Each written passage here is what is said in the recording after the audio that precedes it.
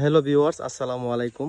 তো দেখতে পাচ্ছেন এখানে বিশাল বড় একটা কোটাপাড়া ছিল, যা ধানের কোটা গরুর খাবারের জন্য তারা বিক্রি করতো।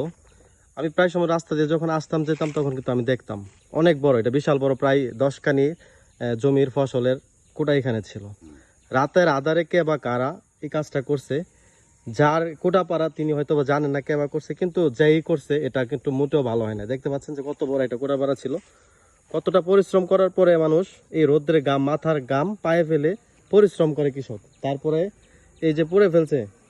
এই বিষয়টা আপনাদের কাছে আমি বলবো, আপনাদের কাছে প্রশ্ন যে মানবতা কোথায় চলে গেছে, যে একটা মানুষ এত পরিশ্রম করার পরে যে কিভাবে এই কোটাপাড়াটা মানুষ পুড়ে ফেলতে পারে।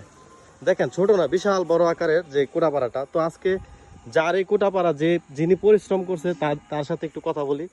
আচ্ছা, এই যে কোটাপাড়াটা আপনি কতদিন আগে রাখছেন এখানে? রাখছি প্রায় 2 মাস আগে।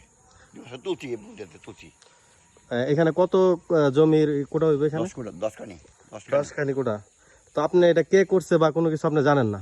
না, জানি এমনি এমনি তো ধারণা, আমার আইডিয়া আছে। ওই আইডিয়া থাকলে তো দেখছি না, আমি বলতে পারি না। তো এটা বিষয়ে আপনি এই এলাকার লোকজনের কাছে কি কিছু বলছেন? লোকজন দেখছে, রাস্তায় গেছে, লোকজন দেখছে, দোয়া করছে আল্লাহ কাছে, তোর আল্লাহ দিব।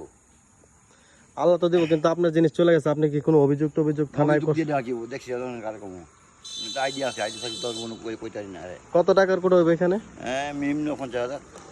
তো এখানে আপনি দেখতে পাচ্ছেন যে 50,000 টাকার জমির কোটা এখানে, যে উনি হচ্ছে এই কোটার মালিকদাতা, যিনি এত পরিশ্রম করে এই কোটাগুলা করছে। কিন্তু অনেকে ওনার শত্রু হয়তো বা থাকতেই পারে, কারণ দেশের পরিস্থিতি অনুযায়ী উনি কাকে কি বলবে, এইরকম পরিস্থিতিতে উনি আছে। আসলে ওনাকে এটা আমরা ফেরত দেওয়ার মতো আমাদের কোনো স্কোপ নাই। আমরা আল্লাহর কাছে বিচার চাই, যেন মানুষের কাছে যেন বিচার চাই, যারা এটা করছে এটা যেন বেরিয়ে আসে, প্রশাসনের দৃষ্টি আকর্ষণ